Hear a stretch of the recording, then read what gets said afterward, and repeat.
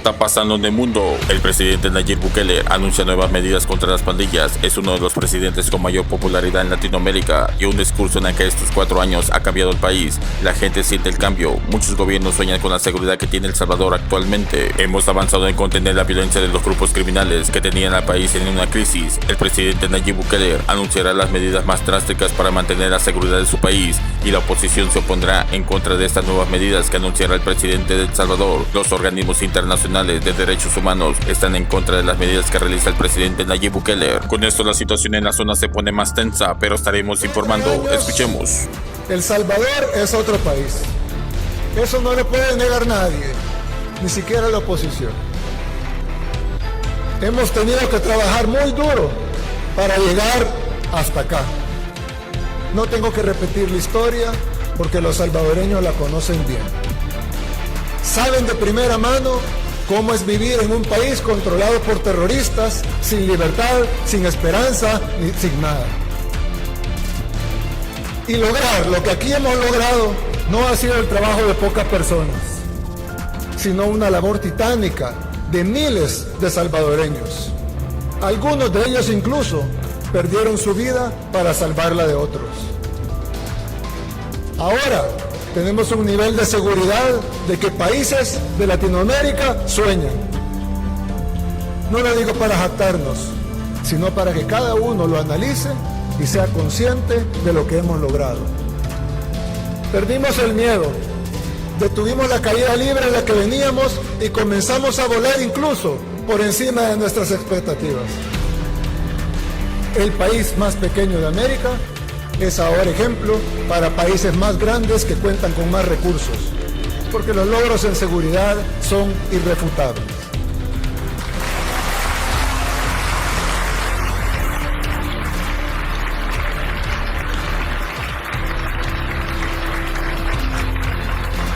Hoy, la normalidad de los salvadoreños es caminar a las 9 de la noche en su comunidad, o cruzar una calle antes prohibida, o jugar en el parque con amigos de otra colonia. Hasta hace poco tiempo, esas cosas sencillas en otros países eran impensables en El Salvador. Los salvadoreños vivían en zozobra por una estructura terrorista, eficientemente organizada, con tentáculos en todo el Estado y con un control casi absoluto del territorio, a excepción de pequeñas burbujas donde vivíamos unos pocos. Las pandillas salvadoreñas eran las más grandes, estructuradas y sanguinarias del mundo. Llegaron a ser tan poderosas que incluso conocedores y especialistas de renombre que vinieron aquí a estudiar el fenómeno aseguraban que era imposible vencer. Los pandilleros controlaban a quienes llegaban a visitar a la gente en sus casas. También controlaban qué organizaciones podían llegar a hacer trabajo comunitario. Controlaban las rutas de buses, de taxis, si podían entrar los Ubers o no. También controlaban qué productos iban a ser permitidos. Controlaban la venta de drogas, pero también de frutas, de carnes, de vegetales en los mercados. Las pandillas tenían colaboradores para prestar dinero a los comerciantes, que luego extorsionaban. Y tenían también niños con los que mandaban a cobrar la extorsión. Los cabecillas tenían moteles y bares, pero también panaderías, talleres de carros y hasta sus propias funerarias para hacer el negocio redondo de la muerte. Y aunque la gente buena en las comunidades no fuera parte, la actividad de las pandillas se los afectaba en todos los aspectos de su vida, quisieran o no. Los pandilleros aprendieron a sacarle rédito a la política corrupta. Recibían dinero por votos, por movilizar gente. Aquí hay algunos casos, incluso documentados en video. Negociaron que las cárceles fueran prostíbulos, también está en video.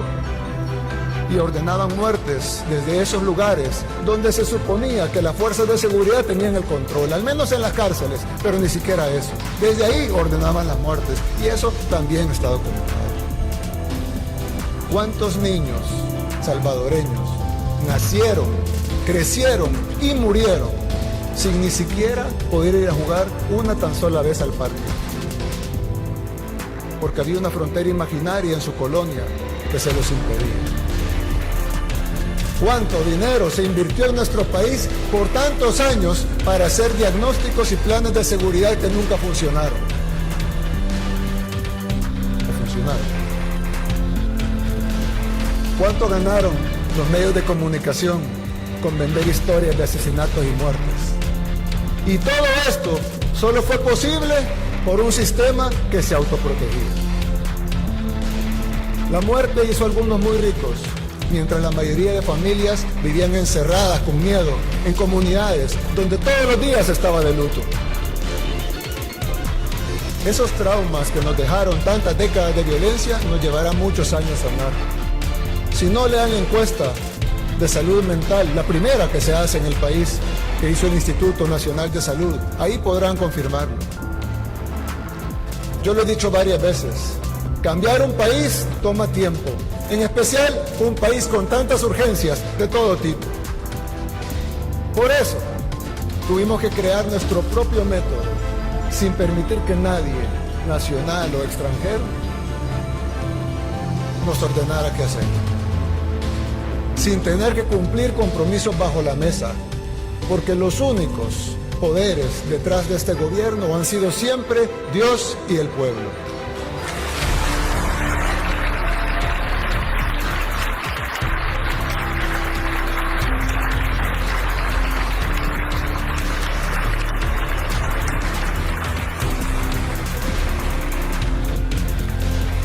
Ningún otro presidente podía siquiera, no quería, pero si hubiera querido, no podía siquiera tomar decisiones porque no venían aprobadas por sus financistas. Mientras que nosotros solo le rendimos cuentas a los salvadoreños. Por eso hemos podido tomar las decisiones que había que tomar. No rendimos cuentas a la comunidad internacional. No nos doblegamos ni ante los países que nos quieren decir cómo debemos resolver nuestros problemas cuando ellos ni siquiera pueden resolver los de ellos.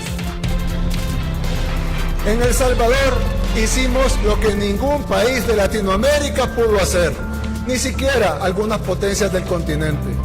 Cambiamos el viejo sistema político y le arrebatamos a los delincuentes el control del Estado.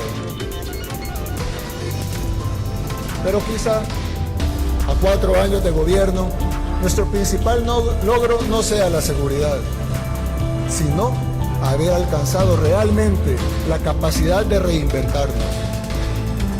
Desde el principio tuvimos el liderazgo, la visión, la valentía, la determinación, pero nos hacían falta las condiciones.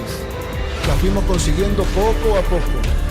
Al inicio con la presidencia, luego gobernamos. La situación geopolítica en el mundo está muy difícil. El presidente Nayib Bukele anuncia nuevas medidas contra las pandillas. Es uno de los presidentes con mayor popularidad en Latinoamérica y un discurso en el que estos 4 años ha cambiado el país. La gente siente el cambio. Muchos gobiernos sueñan con la seguridad que tiene El Salvador actualmente. Hemos avanzado en contener la violencia de los grupos criminales que tenían al país en una crisis. El presidente Nayib Bukele anunciará las medidas más drásticas para mantener la seguridad de su país y la oposición se opondrá en contra de estas nuevas medidas que anunciará el presidente de El Salvador. Los organismos internacionales de derechos humanos están en contra de las medidas que realiza el presidente Nayib Bukele. Sigue Rusia con los ataques en Ucrania. Ya produjo un desastre en el sur del país, en la que produjo ataques en una represa que provocó inundaciones y desastre ecológico. Ha mencionado que hay una amenaza nuclear. Entre los dos bandos se acusan mutuamente del ataque de la represa. Con este desastre causó muchos daños a las poblaciones cercanas. Rusia no le importan los daños que causa la población, solo quiere territorio, sin importar las consecuencias. Estos ataques deliberados deben ser castigados